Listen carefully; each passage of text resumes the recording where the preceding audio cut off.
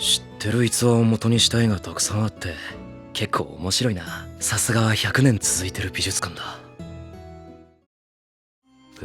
この絵をトランプ兵が描かれてるのか。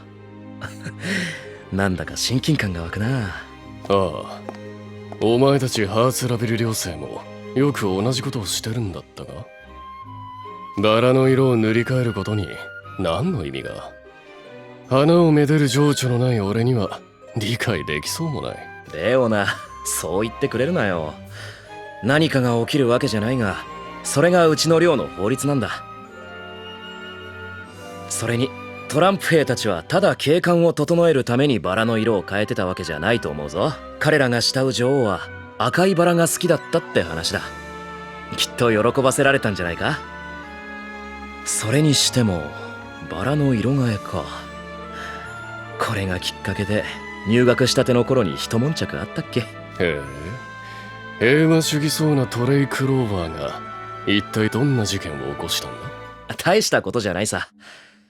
1年の時ケイトと一緒にバラの塗り替えを担当したんだけど、赤に塗らなきゃいけなかった一帯を間違えて白に塗ったってだけの話だ。まあ間違えた原因は俺たちじゃなくて指示を出した先輩のミスだったんだが、でもミスが発覚して当時の寮長に原因を問いただされた時、その先輩は俺たちのせいにしたんだ。罰として俺とケイトは一日寮の外で過ごす羽目になってな。さすがに腹が立ったよ。腹が立ったという割ににやついた顔をしていやがるな。悔しそうには見えないが。そりゃあケイトと協力して借りは返したから。グルになって報復か。温厚そうな面してても闇の鏡に選ばれただけのことはあるわけだ。そんな大げさなもんじゃない。寮のパーティーの時先輩のケーキを少し刺激的な味に変えただけさ。子供のいたずらみたいなささやかな仕返しだろ。まあその後は少し大変だったけど、辛いと騒ぐ先輩の前で笑いをこらえるのが。そりゃおっかね。だがケイトはともかく短気なリドルをなだめる役回りのお前でもそういうことをするんだな。入学したての1年なんてみんなそんなもんだろ。いたずらややんちゃばっかりして。今の1年生たちも落ち着きがなくて騒ぎを起こしてばかりだけど、俺だって例外じゃなかった。そのうち学園や寮の空気にも慣れて後輩ができて、他寮生へのライバル心が芽生えたりもして、そうやって一歩一歩トランプ兵として成長していくんだ。ハーツラビル寮生はかつて俺たちがそうだったようにね。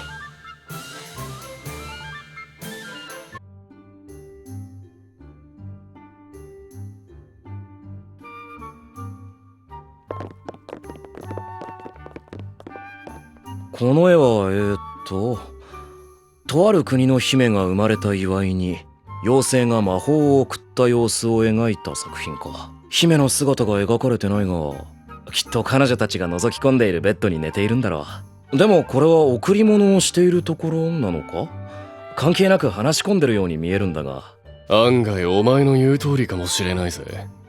いかにも気ままな振る舞いをしそうな連中じゃねえか。まさかと言いたいところだけど、伝承はどこまでが本当かわからないところがあるからな。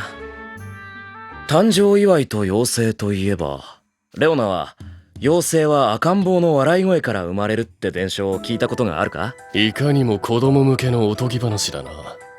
俺の国じゃ聞いたことがない。バラの王国では結構ポピュラーな伝承なんだ。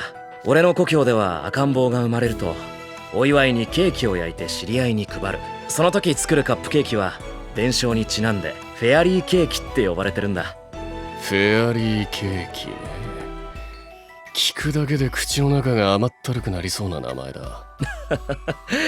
ここでロマンがあるなんてことは絶対に言わないのがレオナだよな。懐かしいな。俺も妹が生まれた時両親と一緒に焼いたよ。まだ4歳で何かを作ることに慣れてなかったけど精一杯手伝ってさ。完成したケーキは庭にテーブルを出して家族や近所の人と食べたんだけど、その時青空の下で食べたケーキがいつも以上に美味しかった。しかも作ったものを大人たちがすごいとか上手だって褒めてくれて。4歳児の作ったケーキをひでえ出来だなってこき下ろす大人なんざそうそういねえだろ。ごもっとも実際当時作ったケーキの写真を見たらボロボロでひどい出来だった。でも俺はそのお世辞を真に受けたんだよな。その日以降キッチンに入り浸ってケーキ作りを手伝うようになったんだから。まあスポンジ一つ焼くにもあちこち粉だらけにするわ、切られた果物をつまみ食いするわで、仕事中の両親には邪魔になってたかもしれないが。おだてられてのぼせるとは可愛らしい一面があったもんだ。今とは大違いじゃねえか。子供なんてそんなもんだろ。特に俺はおだてられれば喜んで木に登るタイプだったんだ。今だってそう変わらないさ。俺はレオナと違って単純で普通の男だからな。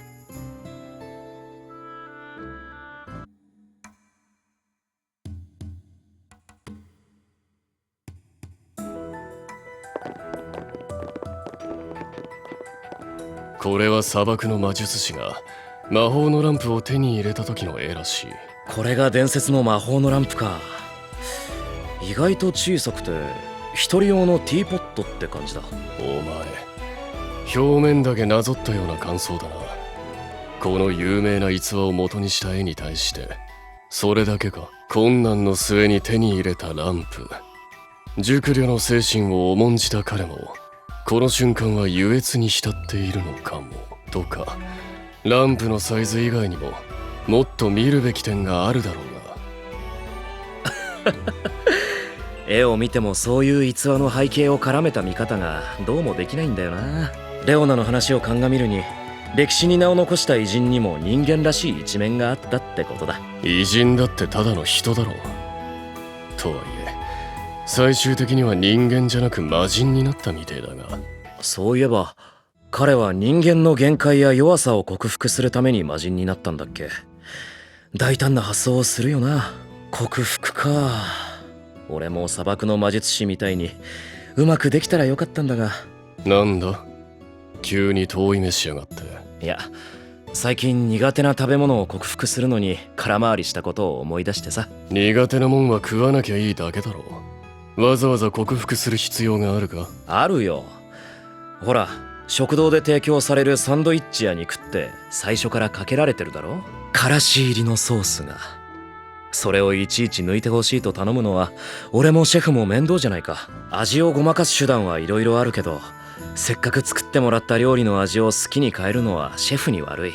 だから俺が苦手じゃなくなれば解決できると思って克服できるようにいろいろ挑戦してみたんだ。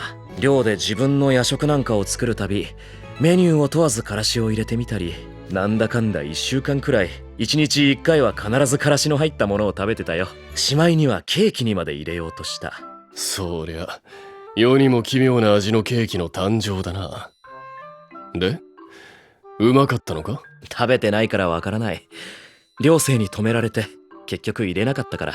で止められた時にようやく思い至った。これだけ頑張ってダメならさすがに諦めようって。生活にものすごく支障があるわけじゃないしな。気づくのが遅すぎだ。自分でもそう思ったよ。どうも一度こだわり始めると夢中になりすぎる傾向があるみたいで、今回はさすがに反省した。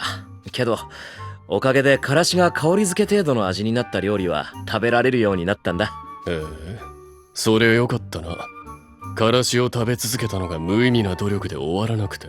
さてと楽しくおしゃべりしたおかげで喉が渇いちまった。俺は休憩に行く。じゃあな。あ、また。あのレオナが俺に話しかけてくるなんて。明日は空からキャンディーでも降ってきそうだ。次はまだ見てないグレートセブンの絵でも見に行くか。これはこの猫を見るたびにあいつを思い出すんだよな。何を考えてるか読めない顔がそっくりだ。昔はあいつのいたずらに乗っかって道を聞いてきた人を困らせるようなことを言ったっけ。どっちへ行ったらいいかだって。それはあんたがどこへ行きたいか次第だなんてな。